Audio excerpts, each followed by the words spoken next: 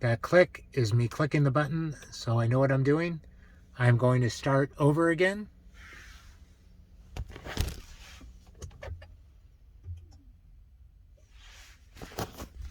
You can see everything is off, including the lights.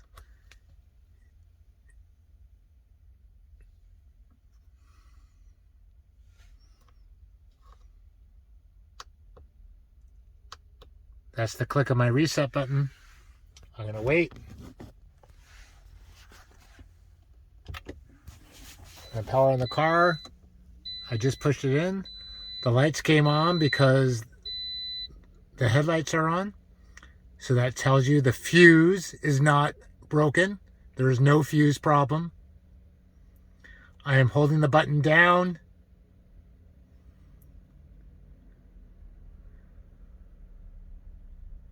Still holding the button down.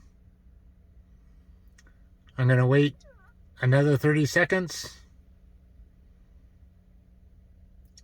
Holding the button down.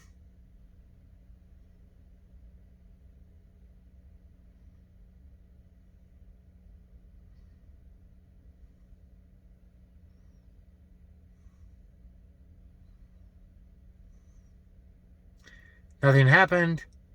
And just so you can hear it,